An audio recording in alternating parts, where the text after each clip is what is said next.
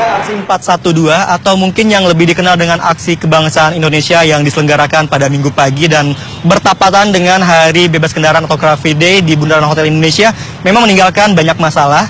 Di antaranya adalah pada saat Aksi Kebangsaan Indonesia ini memang banyak sekali hal-hal yang berbau politis dan tentunya hal ini juga melanggar peraturan Gubernur DKI Jakarta yang dimana pada saat Hari Bebas Kendaraan atau Car Free Day tidak boleh ditunggangi atau tidak boleh adanya aktivitas yang berbau hal-hal politik. Selain dari masalah tersebut, ternyata ratusan ribu peserta yang hadir di sini juga meninggalkan banyak masalah juga. Di antaranya adalah taman-taman yang ada di seputaran Hotel Indonesia ini rusak parah dan bisa Anda lihat juga pemirsa, ini merupakan salah satu titik yang tanaman yang parah yang dimana memang kalau kita lihat kemarin banyak sekali para peserta aksi yang duduk di sekitaran taman, bahkan ada yang menginjak-injak pada saat Aksi Kebangsaan Indonesia berlangsung.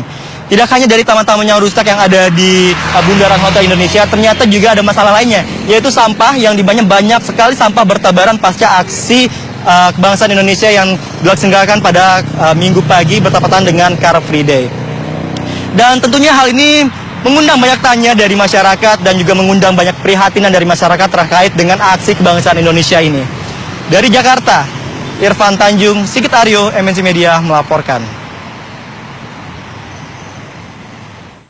Parade Kita Indonesia yang diselenggarakan bertepatan dengan Car Free Day di Bundaran Hotel Indonesia pada Minggu pagi kemarin penuh politik. Acara tersebut jika mengacu pada Pergub DKI tentang Hari Bebas Kendaraan Bermotor sangatlah menyalahi aturan karena Car Free Day tidak boleh dimanfaatkan sebagai ajang politik.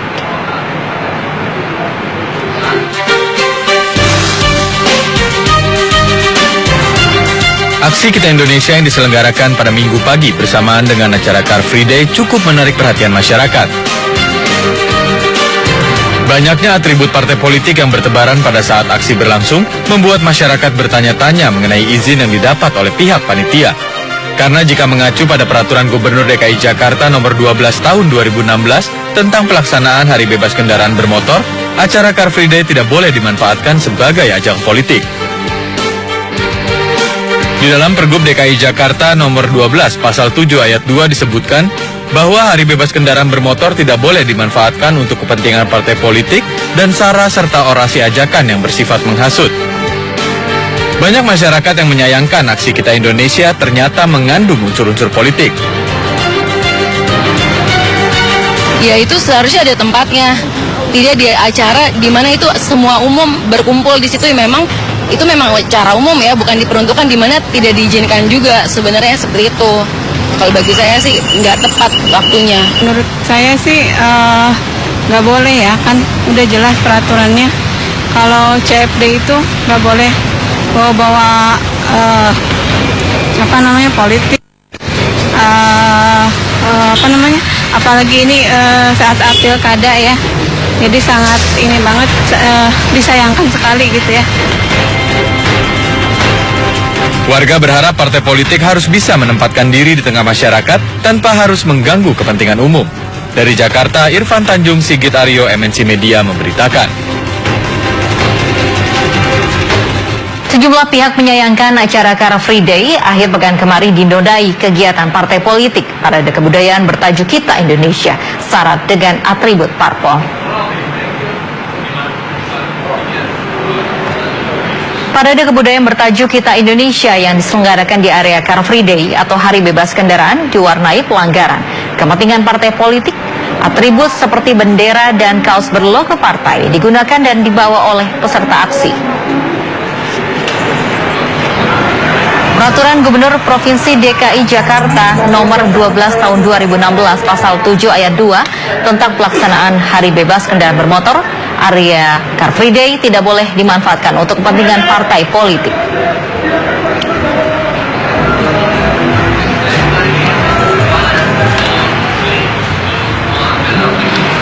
Sejumlah pihak menyayangkan aksi Kita Indonesia yang digelar saat acara Car Free Day Minggu kemarin. Pergub DKI Jakarta jelas menyatakan acara Car Free Day harus bebas dari agenda politik.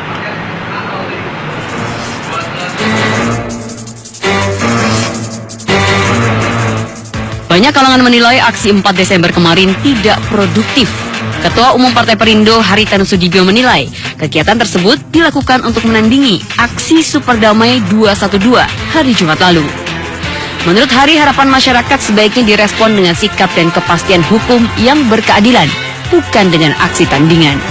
Penyelesaian ini kita perlu solusi. Solusi itu bukan terus melakukan sesuatu tandingan ya. Jadi mau itu pejabat, mau itu Pak Ahok atau itu misalnya pendemo dan sebagainya. Intinya masyarakat itu ingin lihat semua diperlakukan di mata hukum secara sama dan adil. Kalau ada ketegasan, kejelasan, saya rasa akan reda dengan sendirinya. Yang menjadi masalah kan, kalau saya lihat ya dari kacamata saya agak lambat penanganannya. Senada dengan Hari, politisi Partai Golkar mengecam aksi 412. Meski partainya ikut serta, Ahmad Doli Kurnia menyebutkan bahwa aksi tersebut sebagai tindakan yang tidak pantas. Itu merusak dan memalukan Indonesia. Karena apa ya? Yang terjadi kan merusak taman, merusak mental karena banyak yang dibayar. Sementara itu, Walhi Jakarta menilai kegiatan aksi 412 syarat pelanggaran. Pasalnya, aksi berbalut promosi kebinekaan tersebut berubah menjadi ajang konsolidasi partai di tempat terlarang. Yang pelanggarannya sih yang kita soroti, nah di poin 2-nya, Car Free Day tidak boleh dilakukan dengan unsur-unsur politik atau dan sebagainya. Merawat Indonesia, merawat Bhinneka, ini bagus. Tetapi yang nggak bagus ada bendera partai politik. Dan itu juga melanggar peraturan, ya. Saat ini kasus dugaan penistaan agama dengan tersangka Basuki Cahayapurnama atau Ahok sudah masuk Pengadilan Negeri Jakarta Utara. Banyak pihak berharap agar persidangan dapat berlangsung adil dan profesional, serta menjunjung tinggi norma yang berlaku sebagai salah satu hukum yang diakui di negeri ini. Tim MNC Media melaporkan. Kita beralih ke berita lainnya, pemirsa. Gubernur DKI Jakarta nonaktif Basuki Cahayapurnama terlibat permasalahan bertubi-tubi. Belum lagi selesai drama kasus dugaan korupsi lahan sumber waras yang belum juga menunjukkan titik terang. Ahok masih harus berurusan dengan polisi terkait dugaan penistaan agama.